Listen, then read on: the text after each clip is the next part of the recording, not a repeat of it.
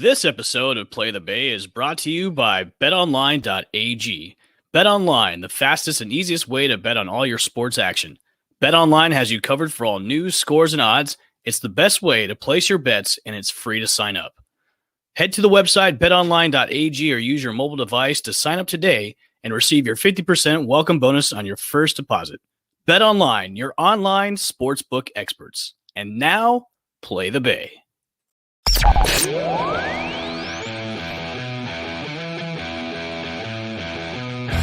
From Channelside Drive, where Lord Stanley Cup rests. Time ticks down! The Lightning win the Stanley Cup! Travel across the bridge to St. Pete to find our American League champs. And the Tampa Bay Rays have just won the American League pennant. And get ready to fire the cannon. Lob pass toward the end zone. Gronkowski, he makes the catch. Touchdown Tampa Bay. What a great grab by Gronk. Because it's time for another episode of Play the Bay. Play the Bay.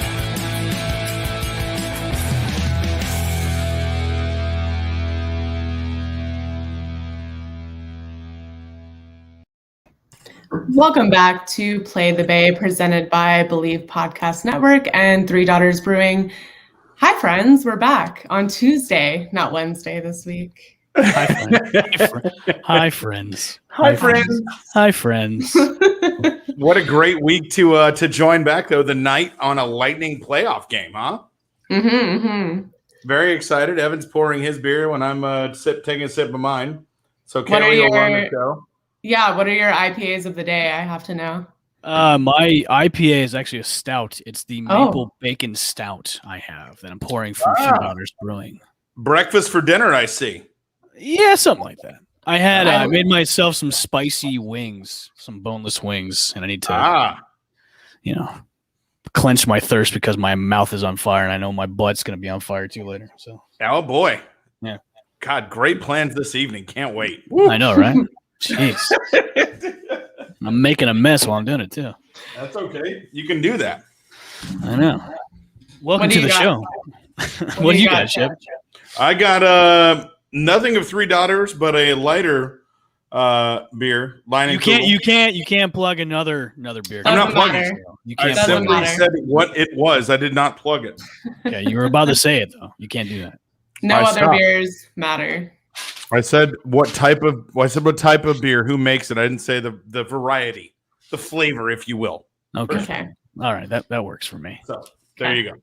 That works. What did you guys do this weekend? Anything fun? I'm just catching up because I feel like I don't talk to you guys as much. You don't. You ghost us all the time now. It's weird. I thought we were a family. You don't talk to us anymore. We are. Yeah. I took my daughter to her very first baseball game, the Rays versus the Mets on Saturday, and she surprised the hell out of me. She lasted 6 innings and had a great time, got a baseball from one of the players. Excellent. Ate popcorn, M&Ms, and just had a great time. And when the 6th inning rolled around, she turned to me and said, "Daddy, can we go home?" I'm like, we sure can, honey. We sure can. 6 innings, though. That's fantastic. That's impressive. For an almost 3-year-old, I was very impressed. So, yeah, and we will go again. So, yeah. I've had dates that don't even make it to the 6th inning in a Major League Baseball game. Well, then you're dating the wrong women then, Chip. I mean, that's my savoir-faire, if you will. I do that all the time. That's your thing? You like that? I guess. Don't look at me. So, what did I do this weekend? Oh, we're looking at you, Chip. We're looking at you. I said, what did I do? I went up to Lutz and did some fishing, did some pooling, relaxing. Let's dial it back there. Let's tell the real truth about what you really did, because I saw all the check-ins from your gallivanting around Tampa Bay by going to dive bars and going. Let's come on. I gallivanted on what did I gallivant? Was it Saturday? You gallivanted at a lot of places. Saturday, we decided to go to what was it? Indian Rocks and Madeira Beach, and went to Madeira's, which is, I think, one of the greatest dive bars in Florida. The roof, or not even the roof, the ceiling is about 6'3". So when you walk in, you are ducking bras, dollar bills, things hanging from the top of the ceiling, all that stuff, which was great. and just started bar hopping around there. Ended up near St. Pete Beach, and took a friend's Jeep out. And yeah, it was a beautiful day. It was 87 degrees. There was a light breeze. I got sunburnt, being in the back of a Jeep. So it's great. It was a cancer-causing day. I was wondering about that with you. I was like, I hope he's Ubering, because you didn't like tag anybody in your posts. You were just you by yourself. I was like, I just kind of okay, yeah, solo mission with stealthy pilots and cohorts and what have you. that should be a great title for like a pirate, like Yeah. stealthy shit, Stealthy. Yeah. Stealthy shit. stealthy stuff. The Adventures with Chip. It was a covert Saturday. There you go. Covert Saturdays with Chip. There you go. But yeah, Love that's that. good. What did you do, Kaylee? So my boyfriend's birthday was Saturday. So we Hey, all right. Happy Got a great name, ladies and gentlemen. Chris is his name. Happy birthday. Happy. Yep. Hey. So he's almost old. He's 29, so he'll be old next year. So But old. he- Oh my Almost God. old. Wow. But we also went fishing, and then and then Sunday we just kind of chilled because Monday morning he got a new job and he's gonna be traveling a ton. So he's actually in Nashville for like a month. Oh, So wow. we did quality time spending. Oh, good. We've That's only nice. just begun to leave. What the? I know. Yeah. Unfortunate. You know what though? That opens up the door for Evan and I to come swooping up to your neck of the woods in the next weekend or two, maybe. Yeah, I'll have some free weekends and Eh. Hey, yeah. all right. You Chip know, and we Evan should- on the loose. You know what we should have? We should have one of those. It's the tricycle bar thing where you just pedal around the pedal pub. Ah. We should do a pedal pub. Yes. Do we have those here? I know they Yeah, have them in same- like Savannah. St. Pete. I St. think Oh. they have them in St. At- Pete. At our sponsor, Three Daughters Brewing, there is Yes. a pedal pub that goes. What? Right? Yes. Across the street. I remember now. I Yeah, the remember. pedal Let's- pub. Let's do it. I'm down. Any viewers out there would love to join us on a pedal pub. Let's do it, man. Mhm, Hey. mhm. That'd We'll be set so that fun. up the next weekend or two. We should do that. Oh, we should do that, and then Let's do it. do a live remote show from the pedal pub. Yes.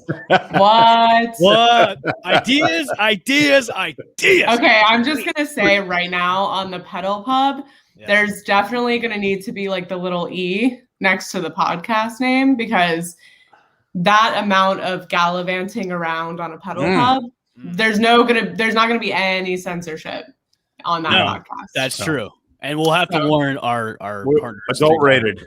Yeah, Three Daughters will be Adult like, look, this is something that might not be, you guys want to hear, but it'll be fun. So Sure.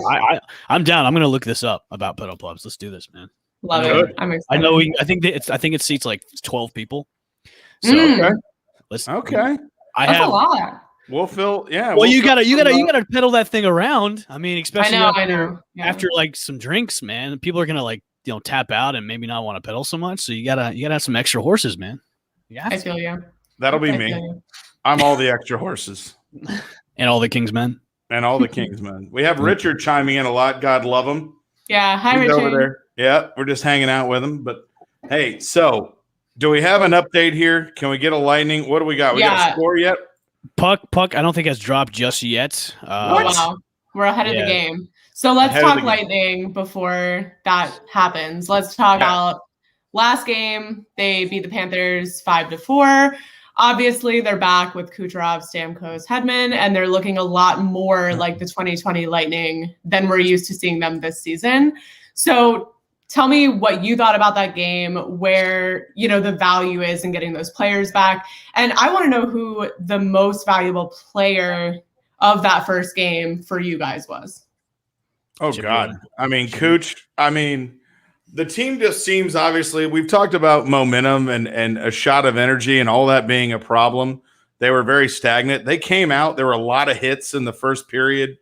Cooch had some scores. Braden Point had some scores.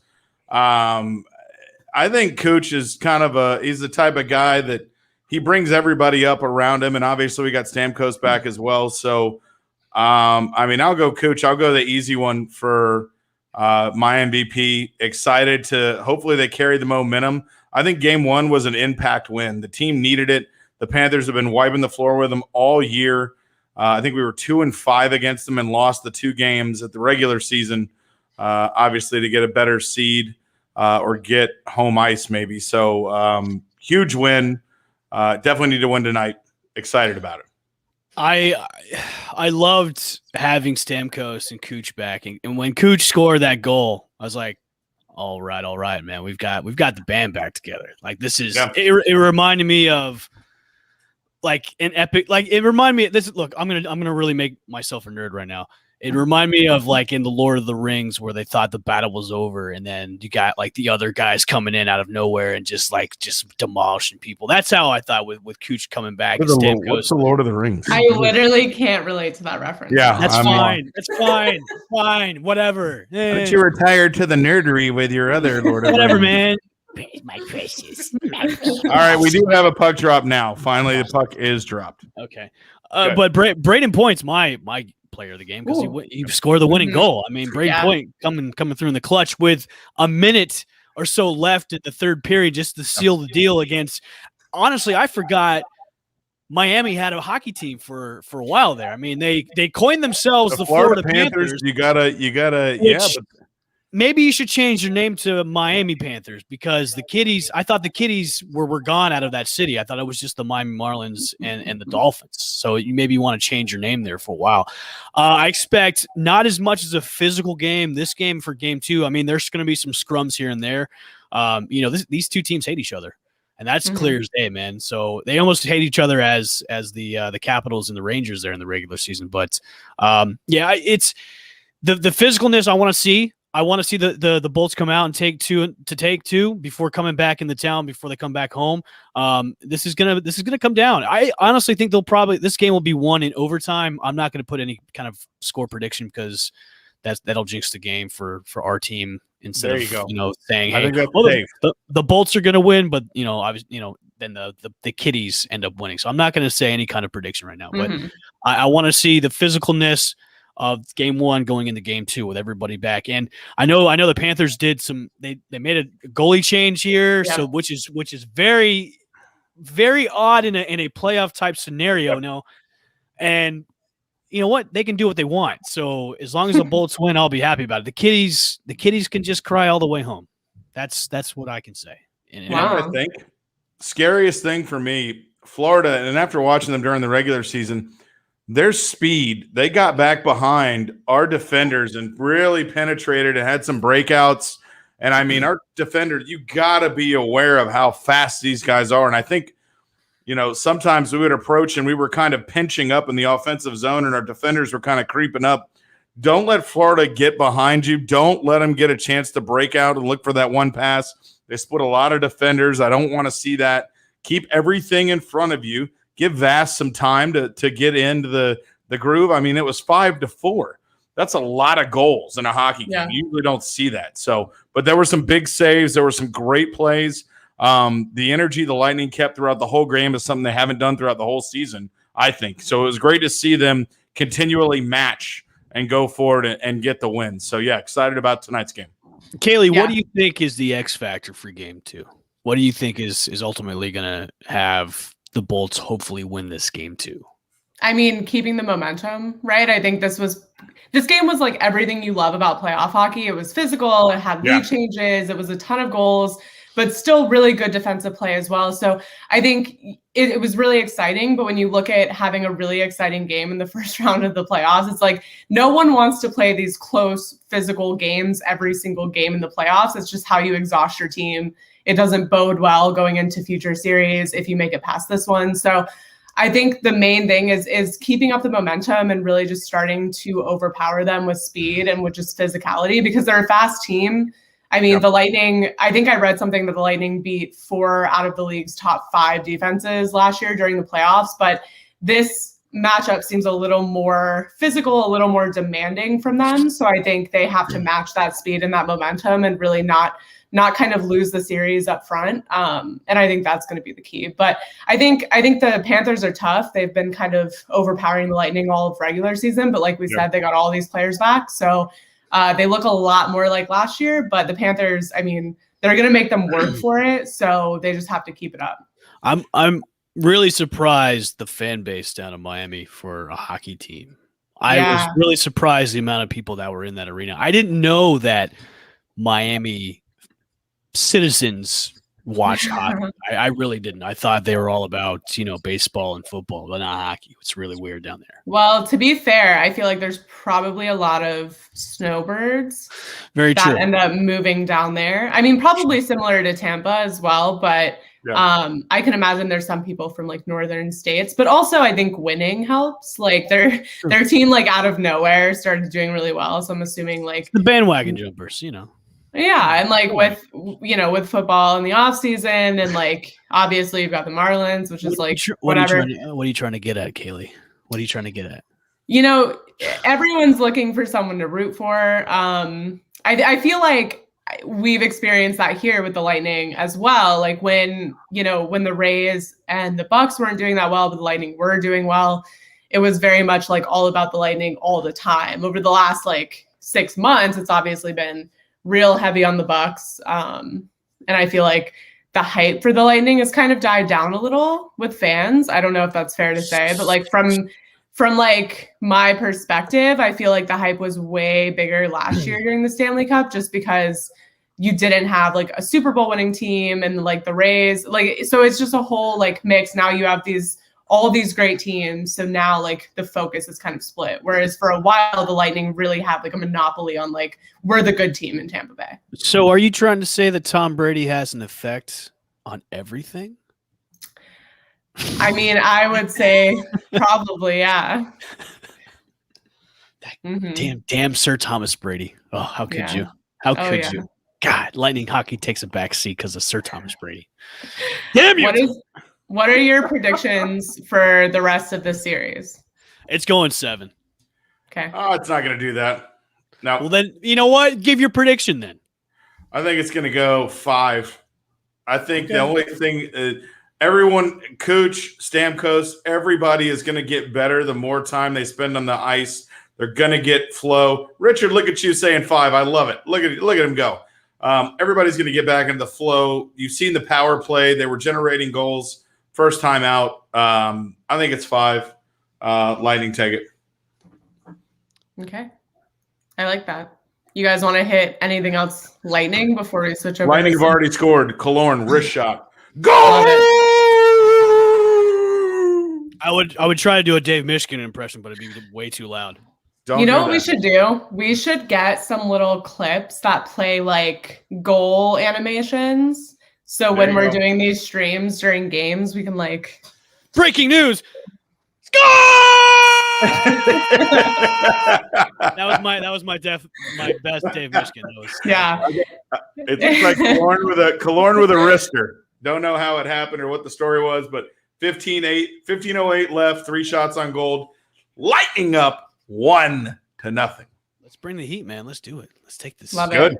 Let's take this. All right. Let's talk about some Rays baseball. Yeah? I need to. Let's go with Evan because he thinks the Rays are going to finish sub 500, doesn't like them, hates the pitching lineup. Chip, don't you know by now it's a week-by-week basis for the Rays? I mean, they're awful. They've won 4 in a row. I hate them. So they're up 8-1. Of course they are. So I mean, yeah, but I hate them. I need to lower my expectations every week. I need to apologize, and yes, I think that's good. I don't apologize that much because I hardly ever have to. Okay. But you're not going to say anything on that? Shut your mouth. I'll let it ride because guess what? I'm going to write down, what are we at? We're at 19 minutes. Yeah, 19-15. On episode 30. So I'm going to remember that timestamp just so later in the season we can drop it in. Congrats to us hitting episode 30. There you go. I need to make a formal apology to Mr. Mike Zunino, who just hit a 2-run homer, by the way. A bomb. Who's been swinging the bat quite well this past. The lumber, if you will. Yes. He he's raised his average over 200, which is that's good. Fire. But he's been hitting bombs, which I would like to see out of a catcher of his stature. So I will take back, some of the things I may have said at the beginning of the season about Mike Zunino not being here. If you continue to do this and maybe hit 30 home runs this season, maybe we can be friends, and maybe I can rock a Mike 30? Zunino.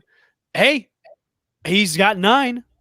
Anything can happen in Major League Baseball. So, Okay. Mike Zunino, you have my formal apology. I love these moments when Evan just gets to walk back It's the humble. comments from It's the week humble. before. Listen, I like to humble myself sometimes. I love it. Yeah. I love it. What is that thing that a lot of the new age SoundCloud rappers like to do is be humble. Okay. There you go. Didn't Kendrick Lamar say that? Be humble. Sit down. Be humble. Yeah, sit down. Be humble. Come on. Well, I love it. Not only you're walking it back, you're making apologies, you're getting in on pop culture. I mean, this is a whole new Evan. So they swept the Mets, obviously. Their 4-game win streak, matching the longest of the season. They're 4 games over 500, which is the season high. So is this the official turning point of getting that momentum that they need to get back up to where they were last year? No. I get to go first because you were a big everything. I was gonna let you roll with it because I was gonna step back. I'm gonna let you take the reins for this. Okay. So the one thing we all discussed is we knew the hitting was going to need to turn around. The guys that haven't been producing, Adame, Zunino, some of those guys are starting to get through, starting to hit, put the ball in play. The pitching is getting better, and the older guys are going to hopefully find their strides whenever they're used in the lineups. We still have injuries, Chirinos, Waka. Some of those guys are obviously still fighting the injury bug, hopefully coming off and getting to full strength soon. But this is a team that still has most of its, or actually all of its position players, minus 2 of the big pitchers, obviously, that we left, or not left, but got rid of, traded, free agency, whatever. And it's a team that will continue to grow. It's a young team, so they're going to get better as the year progresses. And as I have stated before, and I will restate again, they will be an above 500 team by the end of the year. You can't crush them that many games and have this team go away like that. It's just not going to happen. So listen, every time I talk negative, they start to win and play better baseball. So it's a long game. It's a mind thing, Chip. Don't you understand? It's a mind thing. They hear the words and then they play better. I guess you got me. I don't know. I'm just letting you know. It's. You called Cash and said, "Hey, I'm going to keep talking bad about you guys." I got him on speed dial. I said, "Look, I'm going to talk a little smack about you on the podcast. I need you to turn it around. That way I can eat a little bit of Old Crow. That way you guys can go and start turning it around, get on a hot streak. And I think what this road trip is going to do is do that. I mean, you're playing the Orioles, for God's sakes. You gotta sweep them. Then you come back into Tampa for the Blue Jays' last series in Dunedin before they go back the up. Blue Jays are hot. They are a hot They're team. A good young team. I will give them that. I'll give them, even though it pains me to say that, because I'm sure our buddy, that guy, loves to rub it in our faces sometimes, even though he's wrong. He's wrong most of the time. But yeah, that's kind of like that's going to be a really good series between those two teams, is the Blue Jays and the Rays. But with Baltimore, you have to go into Baltimore and sweep the Orioles. You can't go in there and maybe win one of them and then go into there's no tippy tap. Yeah, there's no tippy tap. You can't do it tippy tap. Like, you got to go in, you got to bring the heat, which they are doing right now, 8-1 against the Baltimore Orioles. That's what you got to do. And I will say this, watching them, face the Mets over the weekend, we're bringing out the brooms and sweeping them. They look great. They looked like the bats were timely hitting. They were aggressive on the base pass. Like, I was very impressed with Sugar Shane McClanahan on the mound. He had a rough inning, the first inning that he had, but came on through. Josh Fleming looked good on Sunday. So it's the baby Rays that are coming up in the rotation that are really making the difference. And what can you say about Rich Hill. I mean, AKA Dick Mountain. Dick Yeah. Mountain. My goodness. The old man's coming through. Like the past couple of starts he's had have been magical. And I can't wait to get a shirt that just has a mountain. Richard Hill. Richard Hill. Richard Mountain. Richard Mountain. Richard Hill. Yes, I can't wait to rock a shirt. I was like, oh, I can't wait to hear where this is going. It's not going to go where you think it is. Okay. No. But hey, we know that. We knew this. We knew the Rays had one of the strongest organizations with rookies. We knew they've got pitch. We knew we got pitching. We got Wander Franco. We got all sorts of people down there just bubbling at the surface, waiting. Chip, I'm glad that you brought up the Wander Franco thing. And I know he's tearing the cover off the ball. No. He hit a grand slam the other day. It's too early for him. Too early. Wait. You still got Taylor Walls in the minors you could bring up before. Taylor, I don't have any doors. Don't call me Walls. Exactly. Taylor Walls. Okay. You got Josh Lowe, who could be the successor to Kevin. I always get injured every single year, Kiermaier. Okay. And, okay. I have noticed that when Kiermaier goes on the DL or the IL, they play a little bit better. We get the young Rays out of the sandbar. Bring them up to the beaches and let's let them frolic. Bring them. I'm telling you, man, when they expand the rosters later on in the year when they need to, you're going to see these guys come up and make a difference. But right now they're playing good baseball, and that's what you want to see. They're on that hot streak right now. And you got to get closer and closer to the Red Sox, which I don't think the Red Sox are going to hold this lead any longer. They can't. There's no way. No, I think we're 3 games behind. The only thing that we've said, and we continue to say, bats. So the team average is ranked 22nd right now, batting a blistering 226. So got to bit that up. Although 10th in runs, 185, 19th in home runs, ERA 3.55, 7th. So, and long and short, folks, Tampa Bay Rays are here to stay. They have a young nucleus, experienced pitchers, and they need to get the big bag of knuckles coming at them with the bats. I thought you were about to say a big bag of nuts, but knuckles is way better. That's a good one. Wow. Where is your brain this evening? And I'm sure Stu, #Stu sucks, is probably like kind of mad right now because Oakland may be moving and Montreal may be a destination. Yes. Yeah. We'll have to see.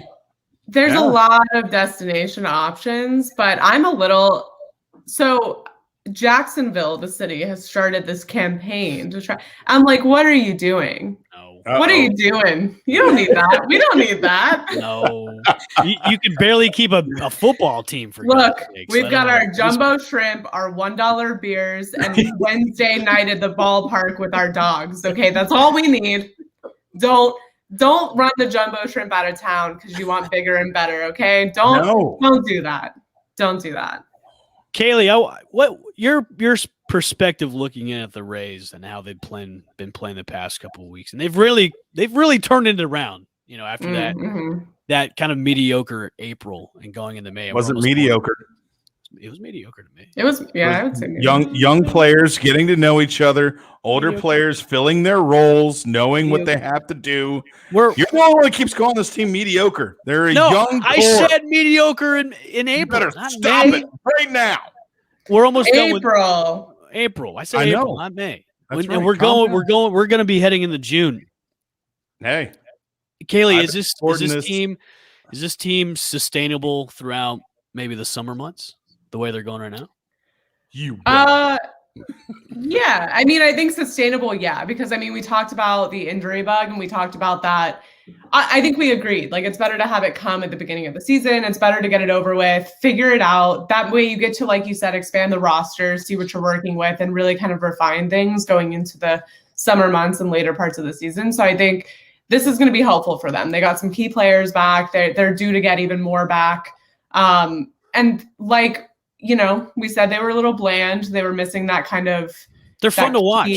They're fun to watch now. They've been fun to watch over the past few weeks. So I think as long as their foot stays on the gas, like you said, heading into a series against the Orioles, that's kind of one thing where I feel like teams tend to do that. Like they sweep a series, they build that momentum, they look really good, and then they go into what they are looking at as as an easy sweep or an easy series, and they can tend to let off that gas a little bit, lose a little bit of momentum. So as long as they don't have that mindset and they go in, all, gears firing, I think they'll be okay. I think it's sustainable because I think now they've seen everything that their roster is capable of due to having injuries. So now getting these players back, they'll really be able to make more informed decisions, and they won't have to. We kind of saw them playing like musical chairs at the beginning of the season with a lot of these positions. And I think now they get to really have kind of a set thing and really know what direction they want to go. So it's sustainable.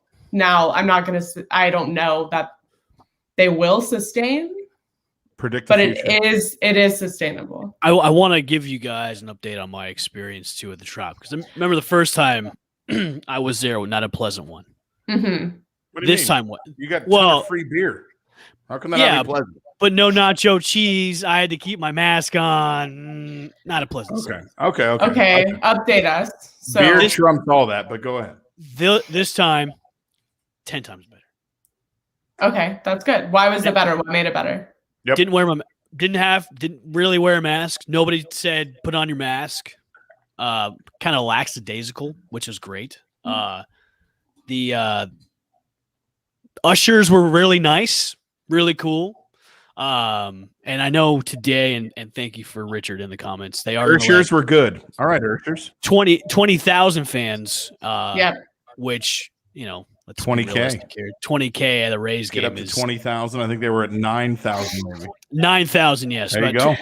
Let's be realistic. 20K at a Rays game it's a stretch. It's a stretch sometimes. It's like great. It's full capacity based on like what they were averaging. And that's not a slight. It's just the fact of like attendance wise, historically.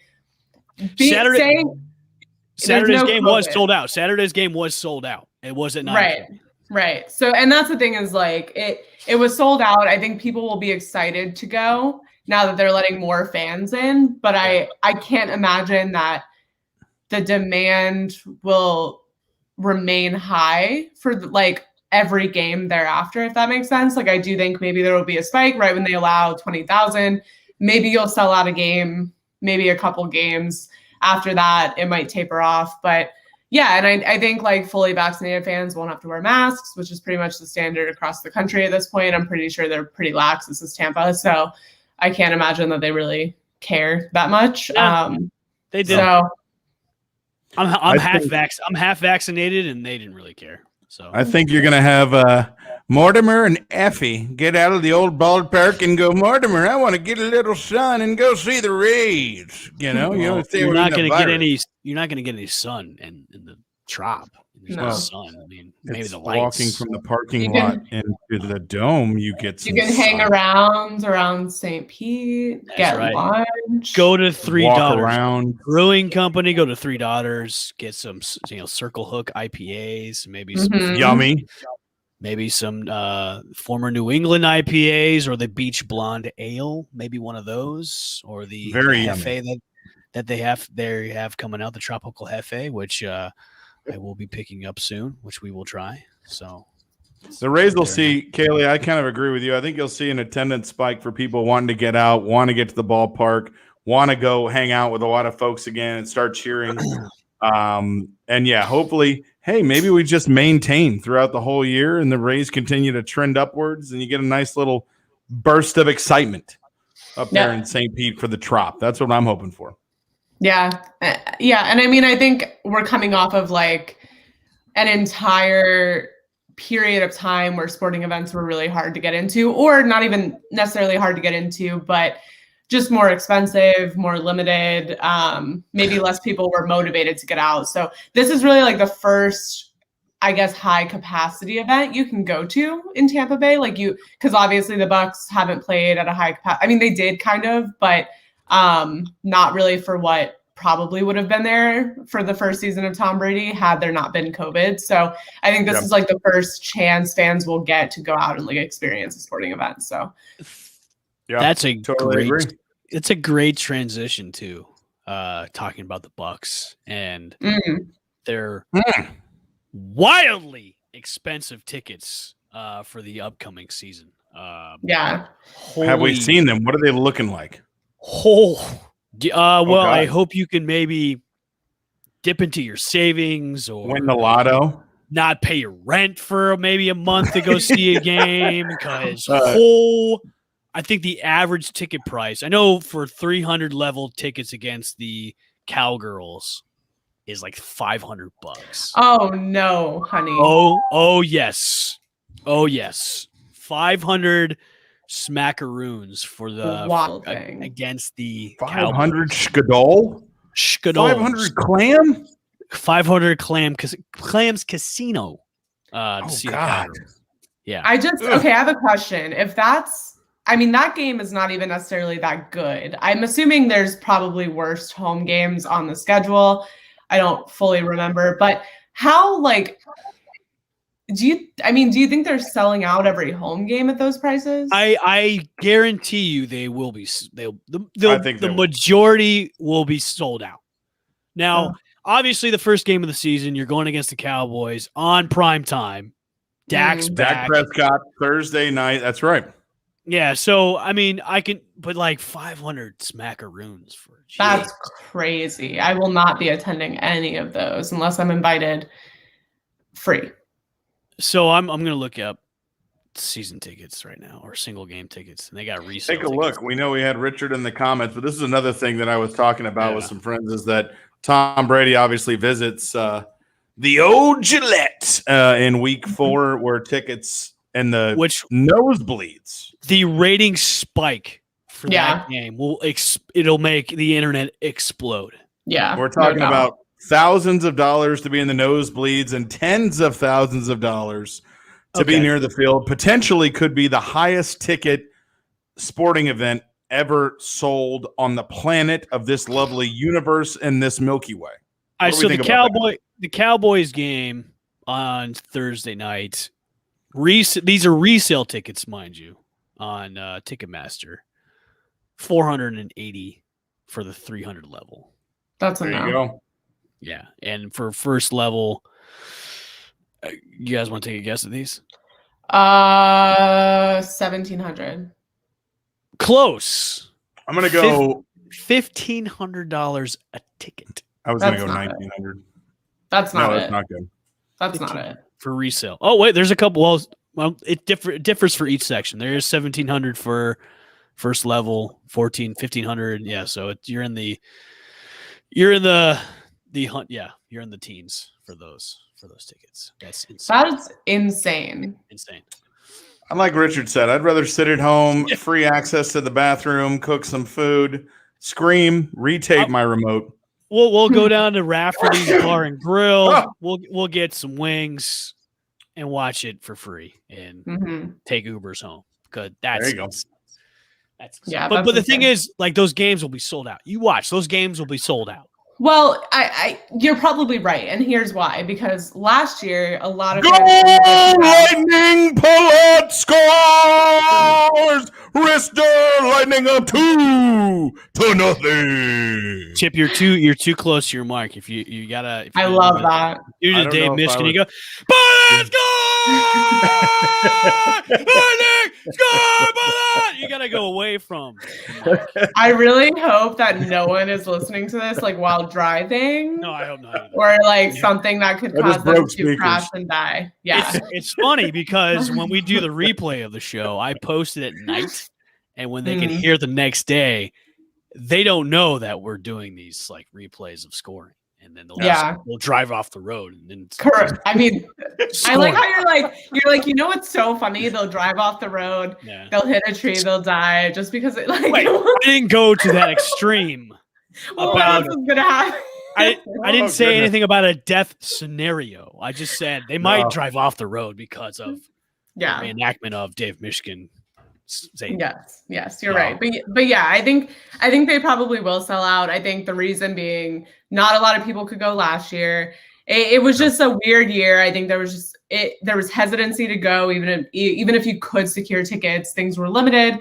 But then obviously now they're Super Bowl champions. This could be Tom Brady's last season, just depending on how things shake out. So there's a lot kind of riding on this.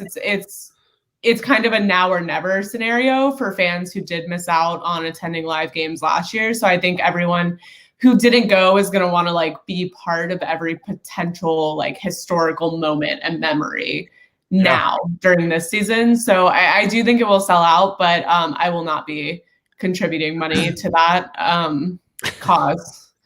I will be going to Jaguars games for sure. Do you guys want to discuss the strength of schedules that came out the other day?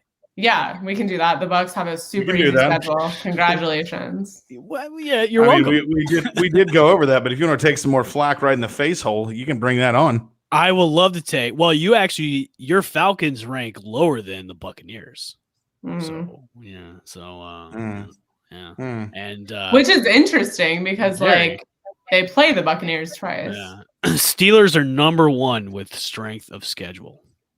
Like easiest schedule? Hardest. Oh, hardest. That's Top 5 with the hardest is Steelers, Ravens, Bears, Packers, Vikings. Why do you think I hate Fields to have success in this first year? I just hate it. It's not going to be good. It's not going to be good. Well, I think it depends how you define success because like strength of like you have to look at. I don't think the measurement for him the first year is making the playoffs, bringing them into Super Bowl contention, etc. I think it really is just making this offense look competent, right? Like making them look like they have an offensive scheme that can be executed week in and week out. And that doesn't necessarily mean they have to win every game. It just means they have to improve from where they've been, not necessarily record-wise, but more competency and understanding who they are and what their game is. Now, also, it just depends what kind of defensive schemes they're playing this season. Well, I'll tell you this. Ryan Pace is on the hot seat for his job. Justin Fields will be starting game 3 after Andy Dalton dies in game 2 against the Rams. He will be on a stretcher. Actually, that's wrong. I'm sorry, Lord. I do not wish that on anybody. He will be hurt. And Justin Fields will come in week 3. And then after that, ladies and gentlemen, put the kids to bed, finish your dinner, do the dishes, and have a seat because it is going to. Was that a program? The program reference right there, buddy. That was the program. Well, no, that's going to put the women children to bed and go look into dinner. I didn't say that. Well, that was kind of like the program-esque. It was a Chip Settle variation. Well, maybe somewhere deep seated from the program. But I want to throw this out there to you two about the bottom 2 teams with strength of schedule.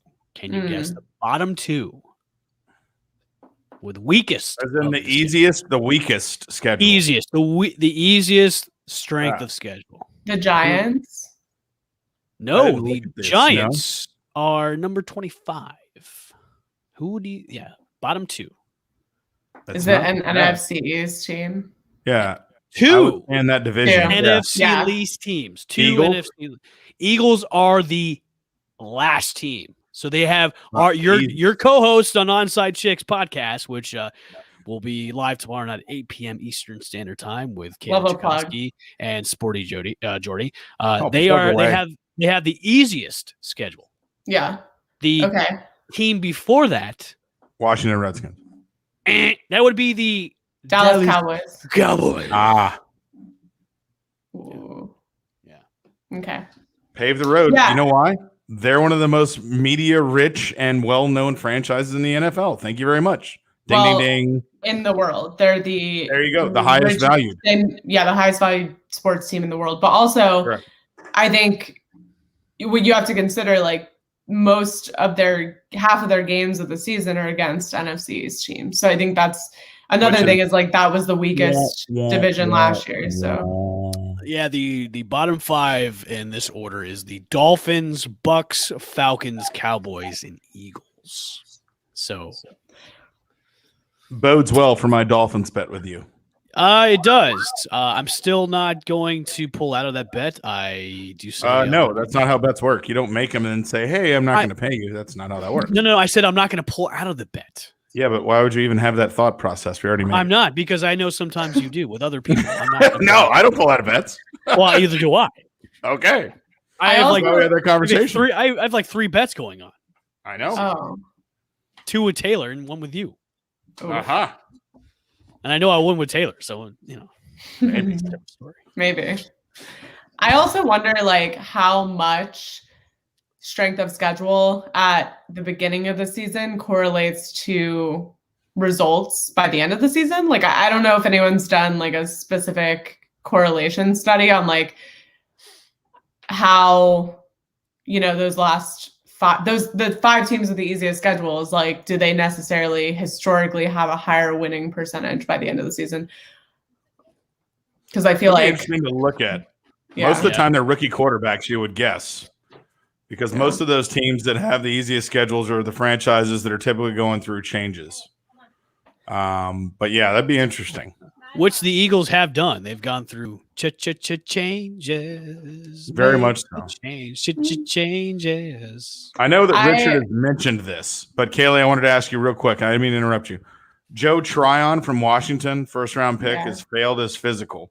I was just trying to look up. I remember I heard it several days ago. I didn't see any new updates.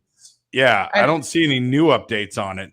But as of, literally 4 days ago, he had a knee scope, and he hasn't participated in rookie minicamp or anything. So he is still not past his physical yet. Let's be real.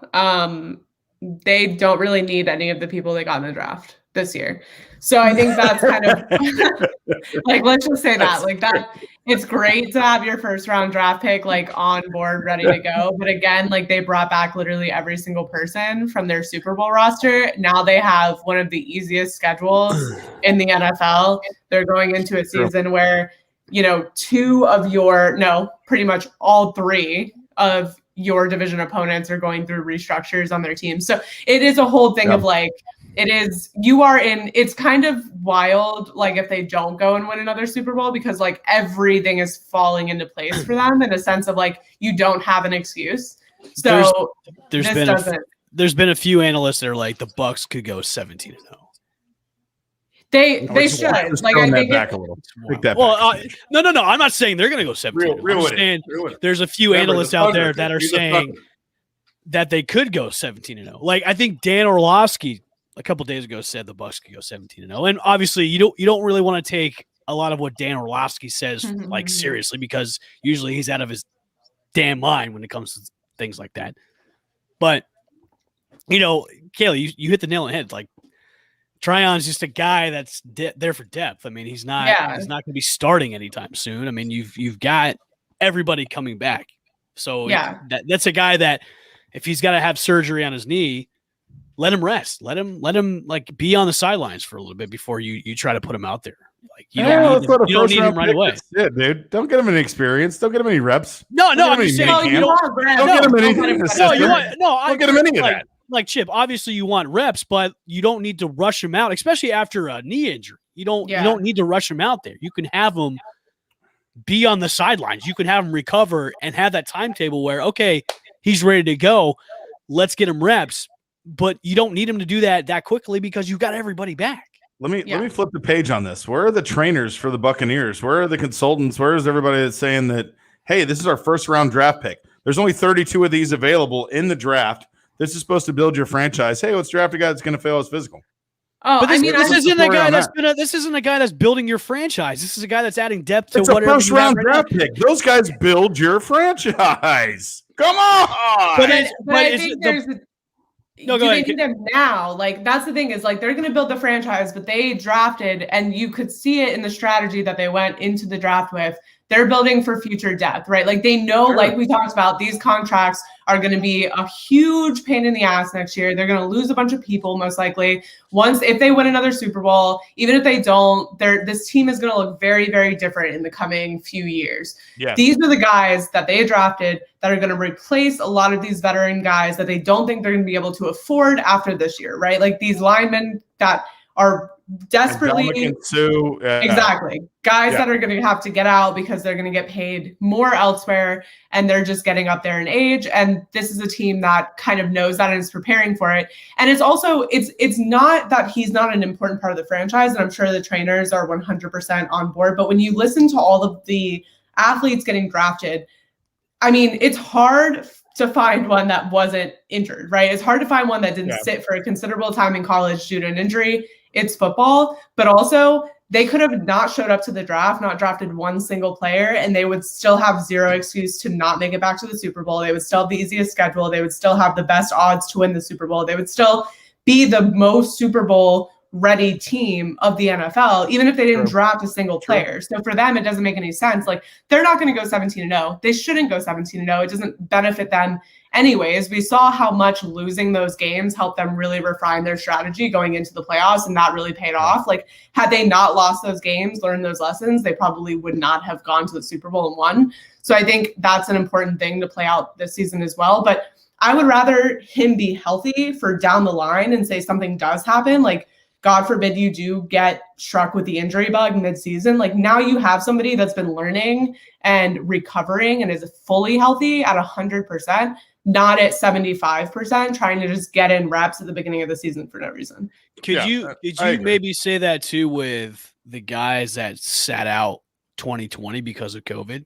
Because they haven't, like, they missed a whole year of playing, and there was a few guys that were drafted in the first round that sat out 2020. That you could say the same thing about those guys. A lot. Yeah, you could say the same thing about them too, because you don't know you don't know the conditioning that they were in that whole year of not playing, and lo and behold, they come in for minicamp and they get injured first play of minicamp. So, well, I mean, some of those guys still had to do the medicals at the combine. You still had to go through and check their injury. They knew what kind of shape they were in. They knew their weight. They knew their height.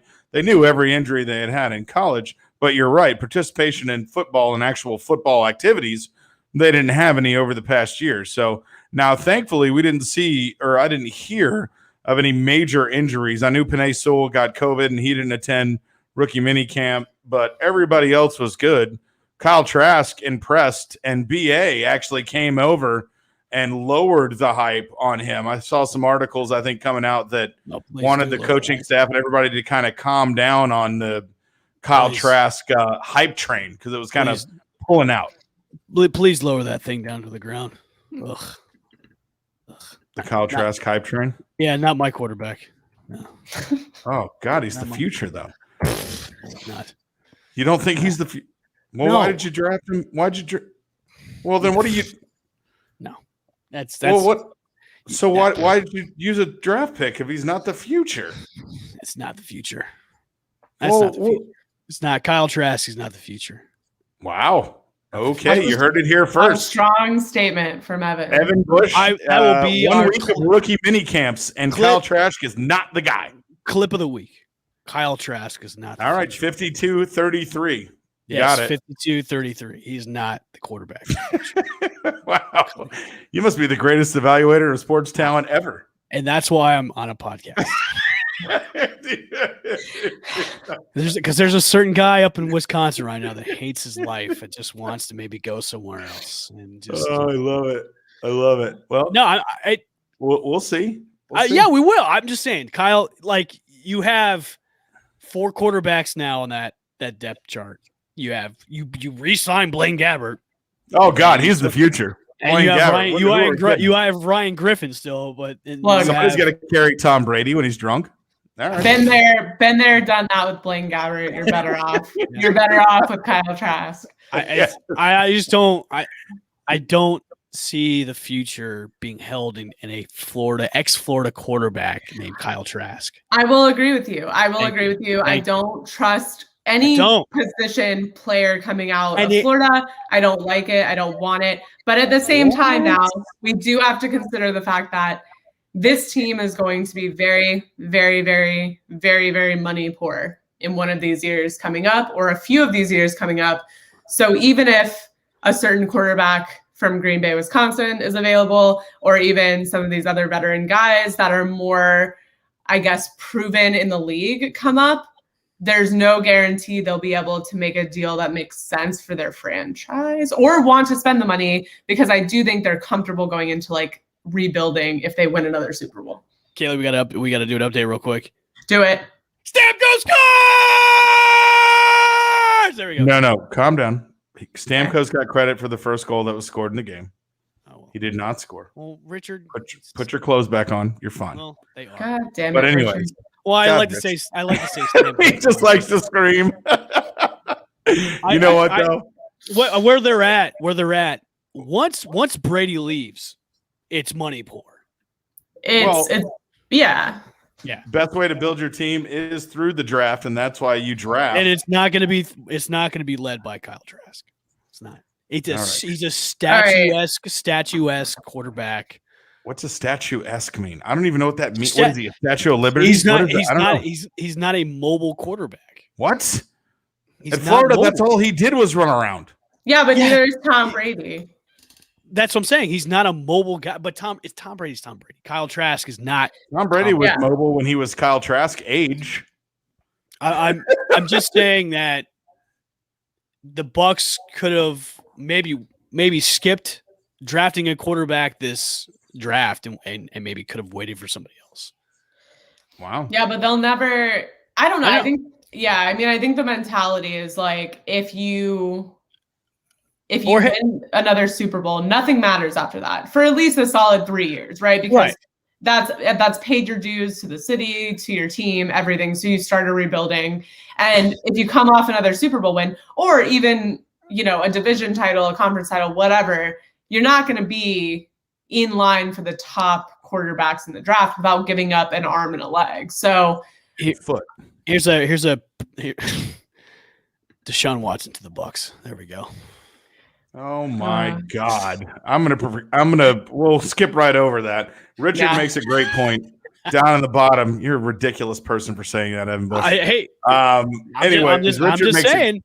Richard makes a great point. He's never going to play a snap in Houston ever again. He's never going to play a snap in the NFL again. Oh, yes, he will. Yes, he will. Yes, he will. Okay. It'll be in Tampa Bay. Okay. Well, whatever. Anyways. Mark it at 56 minutes. We've marked more on this show than we have in 30 episodes. 56 minutes. Deshaun Watson. Quality tape.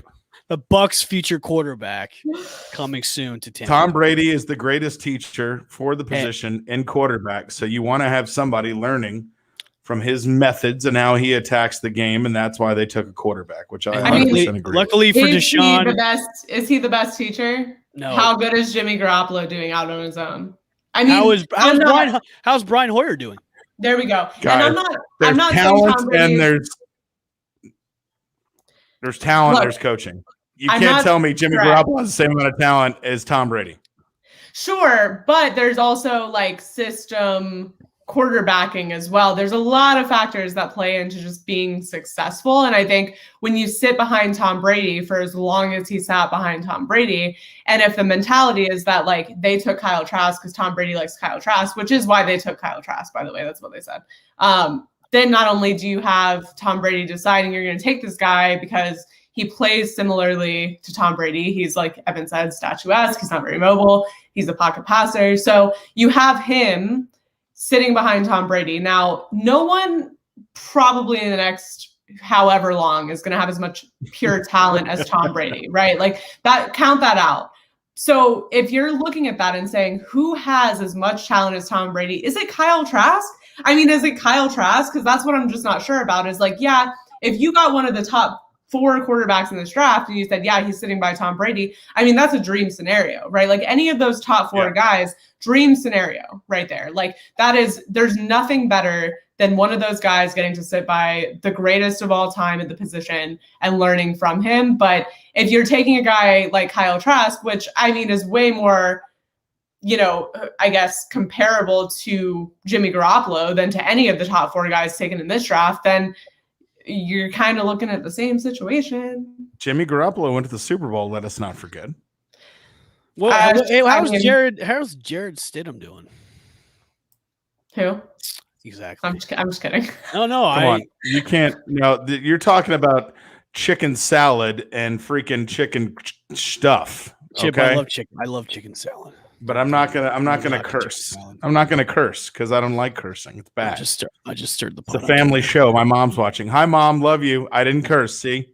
I just stirred. So yeah, talent will only get you so far, and then coaching and other abilities give you another tool. Tom Brady is good at giving guys a routine and hopefully getting them another tool or a way to attack the game. If you only have one tool and you're an NFL quarterback, Tom Brady has 5 tools. He can't give you 4 tools and make you a great quarterback. He can probably give you 1. maybe 2 tools on preparation, strategy, game, health, diet, things like that. So no, you can't take a guy who doesn't have as much talent and then just will him to be a Super Bowl champion. That doesn't happen. Well, you need a Brazilian model wife, avocado ice cream, and vampire. Which that doesn't happen. Some Botox. Yeah. And some Botox. Blood of children too, as well. So yeah. Who knows? Kale salads. But I recently got Botox and felt very much like Tom Brady, and I was like, great. I recently got the COVID shot, and my arm felt like complete ass. I don't get shots or anything. It felt like Botox was in my arm. Good Lord. Mm-hmm. How it felt. Well, no shots for me. I'm fine. I know that we have second period starting here soon for the Lightning. Yeah. We are up 2-0, which is fantastic. 15 shots on goal to the Florida 9. So all we need to do is keep doubling up, and we should be in a good spot. All right. Well, on that note, any final thoughts? Keep a lookout for the Play the Bay paddle bar. Pedal bar. Keep a lookout. Pedal bar. Like it. Yeah, let's do that. We'll get that set up soon. Immediately. Rays continue on. I think it's 8-3 now or 8-4. 8-4 right now. They 8-4. So the Orioles creep. So I creep. Yeah. There you go. Little TLC to wind down the show. 8-4. Rays need to continue to put the clamps on them. Richard is staying safe and staying vigilant, which we thank you, Richard, for tuning in and always prompting us with great information on current. Richard's invited to the pedal bar. Yeah. Richard's invited. Mm-hmm. Pedal on, Richard. Pedal on, Richard. Pedal on, Richard. Yeah. Pedal on. All right. Thanks for tuning in, everyone. Stay safe, stay vigilant. Catch us on Twitter, Twitch, where else? YouTube. Play the Bay, Spotify. Play the Bay TV. Oh, Instagram. Yeah. Spotify. Smash the like button and subscribe. Smash, follow, and do all the things. Rate, review, subscribe, and we will catch you guys next Tuesday. Bye. Thanks for listening to Play the Bay. We'll be back again with another episode on the Believe Podcasting Network. If interested in advertising, please contact Believe.com.